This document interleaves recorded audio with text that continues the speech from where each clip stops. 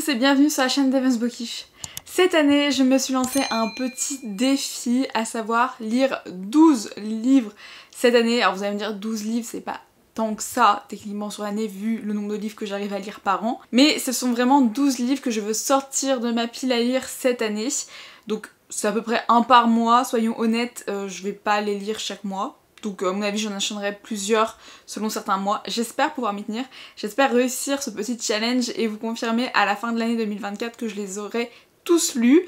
Bon, je sais pas, potentiellement que ça arrivera. En tout cas ce sont vraiment des livres qui me font envie, qui sont présents dans ma pile à lire depuis assez longtemps.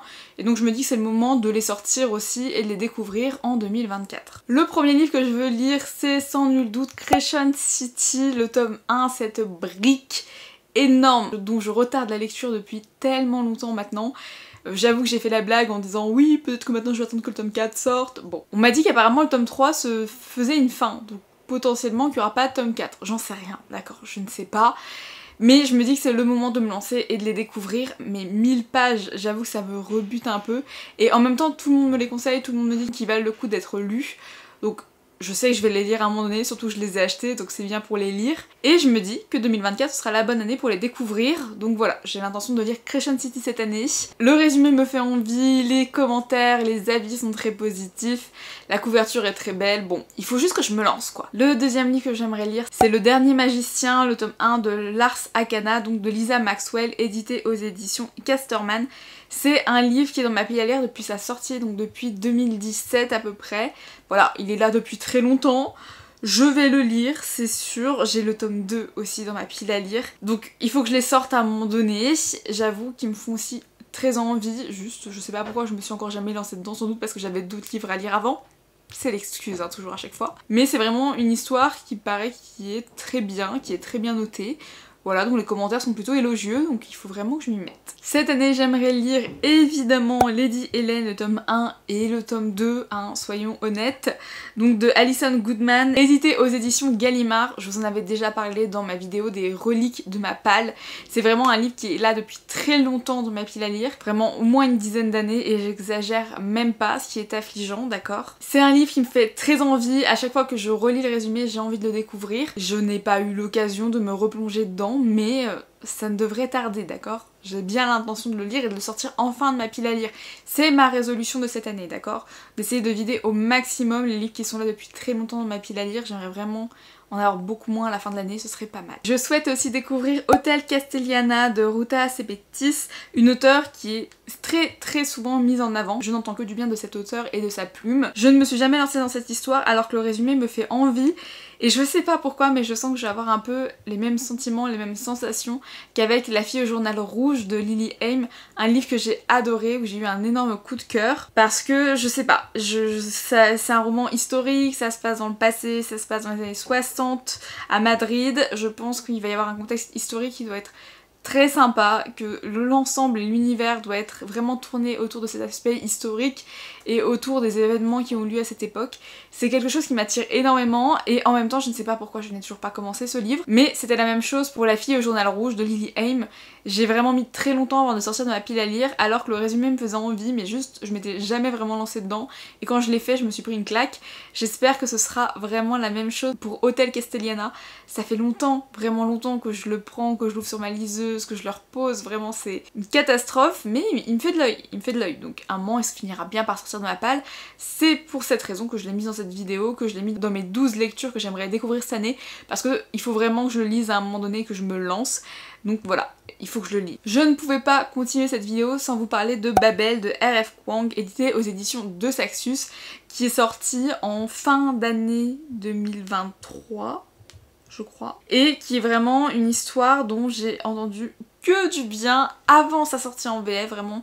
Il y avait que des éloges à propos de ce livre.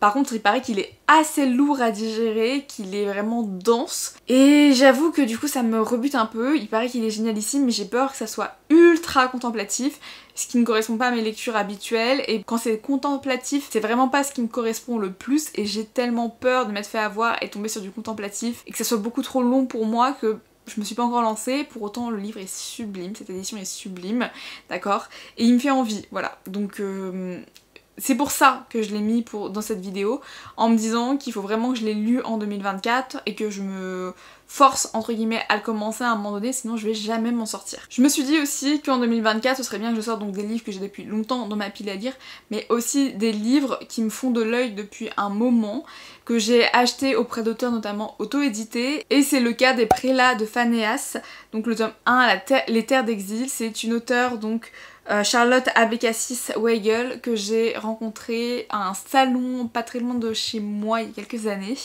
J'avais acheté le tome 1 et 2 et j'avais pu les faire tous les deux dédicacés. C'est une histoire fantasy qui a l'air incroyable, vraiment, qui a l'air très très bien écrite, avec un univers propre et riche. La saga fait 4 tomes et j'ai les 2 premiers, donc il faudrait que je me lance à un moment donné. C'est vraiment une saga qui me fait de l'œil parce que les livres sont très beaux et je sais pas, le résumé me parlait énormément, donc il faut vraiment que je le découvre et que je le lise parce que ça a l'air vraiment très bien. J'ai énormément craqué pour des livres à Montreuil, hein, soyons honnêtes, enfin énormément, si j'en ai acheté quand même pas mal, et notamment Absolu de Margot Dessen, un livre dont j'entends que du bien, une saga dont j'entends que du bien, avec un cliffhanger de malade, si j'ai bien compris. Donc j'ai le 1, j'ai le tome 2, il faut que je les lise, voilà. Autant l'année dernière je les avais pas encore en ma possession, autant cette année je les ai. Donc voilà, il faut que je me lance, que je les sorte de ma pile à lire et que je les commence. Je suis sûre que je ne serai pas déçue, je suis sûre que je vais passer un moment incroyable. De toute façon, tous les avis autour de ces livres, autour des livres de Margot Dessen sont extrêmement positifs. Je crois que j'ai rarement vu ça. Donc bon, j'espère juste ne pas être déçue. J'en attends pas en vrai autant d'engouement que tout le monde me le raconte. Je me dis que ça va être une bonne lecture, mais je sais pas si ce sera un coup de cœur. Voilà, je m'attends pas forcément à avoir un coup de cœur, je m'attends à passer un bon moment, donc c'est tout ce que je demande. Montreuil me fait faire décidément beaucoup d'achats, et il y a 2 ans j'ai craqué pour La Carte des Confins, le tome 1 et 2, donc de Marie Réplin. Je ne les ai toujours pas sortis de ma pile à lire. J'avoue que je pense que je l'ai pas encore lu parce qu'au départ on me l'a vraiment vendu comme une duologie, que c'est passé à une trilogie avec un préquel. On m'a dit c'est pas grave si tu lis pas le préquel, au moins lis ces deux là, t'auras toute l'intrigue. Et maintenant il y a un tome 3 qui sort, donc j'avoue que je suis un peu perdue par rapport à tout ça. Mais on m'a dit normalement que le tome 1 et 2 se suffisait. Donc je les ai, il faut que je les sorte. L'univers de la piraterie, je me dis pourquoi pas. Je sais pas si j'ai lu beaucoup de livres dans l'univers de la piraterie, je ne crois pas. J'ai dû en lire vraiment très peu, un ou deux au maximum. Donc ce sera vraiment une première et j'espère que ce sera une très bonne découverte. Voici un autre livre que je vous avais présenté dans ma vidéo des reliques de ma palle. Et il s'agit de Forget Tomorrow, le tome 1 de Pintip Dunn, édité aux éditions Lumen. Voilà, je vous l'avais dit, c'est un livre qui est là depuis très longtemps dans ma pile à lire, qui me fait énormément envie. Le résumé est très attractif, les avis sont quand même assez positifs. Voilà, il faut que je le sorte et que je le lise cette année. J'ai bien décidé de suivre ce challenge et de m'y tenir. Finalement, ce n'est que 12 livres, donc vraiment je peux les lire. J'y crois en tout cas. Passons aux 3 derniers livres que je voulais vous présenter et que j'ai l'intention de lire cette année. Le premier, je vous en ai déjà parlé l'année dernière parce que je voulais le lire en 2023, donc il faut vraiment que je le lise en 2024 là, ça suffit de repousser l'échéance. Il s'agit de La Maison au milieu de la mer céruléenne de TJ Klune, édité aux éditions de Sextus. C'est un livre dont on m'a dit encore une fois énormément de bien, comme la plupart des livres que je vous ai présentés à vrai dire. Mais c'est vrai qu'on m'a dit aussi qu'il était très lent, que c'était assez contemplatif pour le coup, que c'était vraiment une quête et que c'était lent. Ce qui m'a fait me dire qu'il fallait que je le lise aussi en été, à un moment où j'étais plus tranquille, plus posée. Et en fait l'année dernière ça n'a pas vraiment été le cas, j'ai pas été vraiment posée l'été en fait. J'ai enchaîné, j'ai bossé jusqu'à mi-août, je suis partie une semaine en vacances, ça c'était très cool, mais après j'ai dû enchaîner et préparer la rentrée. J'ai pas vu le temps passer, j'ai eu à peine 2 semaines de vacances et vraiment c'était très court et j'ai pas eu le temps de le lire. Voilà, j'avais pas le temps en fait de me poser suffisamment pour pouvoir découvrir cette histoire. Cette année, j'ai bien l'intention de profiter de mes vacances et de me poser.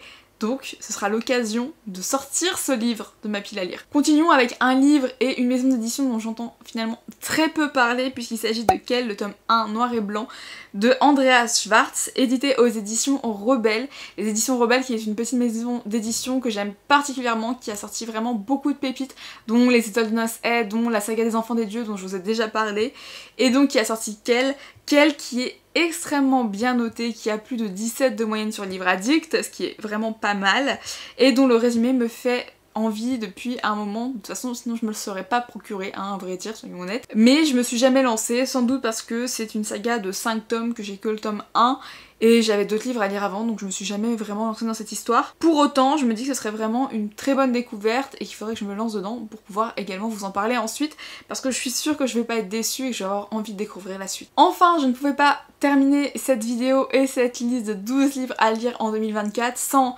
évidemment commencer Le sang et la sang de Jennifer L. Armentrout, donc la fameuse saga mélangée à d'autres sagas avec un micmac de tomes et d'histoires dont j'ai rien compris, d'accord. J'ai absolument rien pigé, il y a 2 ou 3 sagas qui s'entremêlent. Heureusement, 2 Sexus les sortent dans l'ordre, donc même si c'est des sagas différentes, faut les lire dans l'ordre de sortie. Ça me permet de me repérer, soyons honnêtes. Donc voilà, il faut que je commence cette saga, je commence à en avoir beaucoup dans ma pile à lire de cet auteur, notamment cette saga en particulier à vrai dire. Je crois que j'en ai 5 ou 6 déjà qui sont sortis et qu'il faudrait que je lise. Donc faudrait peut-être que je me mette au moins à commencer le tome 1. Parce que oui, ok, j'attends parce qu'on me dit qu'il y a des cliffhangers de malade. Autant je pense que j'en ai quand même 6, j'ai le temps de les lire, de les enchaîner et de continuer avec les futures sorties. Voilà. Mais je crois que la saga n'est même pas finie en fait, je suis en train de penser. Ouais, à mon avis on en a pour un moment en termes de sortie. Et voilà, c'est tout pour cette vidéo, j'espère qu'elle vous aura plu. N'hésitez pas à me dire si vous aussi vous êtes mis une liste de livres que vous aimeriez lire en fait cette année, une sorte de pile à lire de l'année sans doute. Moi vraiment ces 12 là c'est vraiment mes priorités cette année, sachant que vu l'état de ma pile à lire, j'ai beaucoup d'autres livres à lire, donc je vais pas m'ennuyer non plus, en dehors de ces 12-ci, mais vraiment il faudrait que j'arrive à les lire cette année et à enfin les sortir de ma pile à lire parce que ça fait un moment qu'ils y sont et ça fait un moment qu'ils me font de l'œil, donc faudrait que j'arrive un jour à me lancer. Je vous dis à très vite pour une nouvelle vidéo. À bientôt sur la chaîne.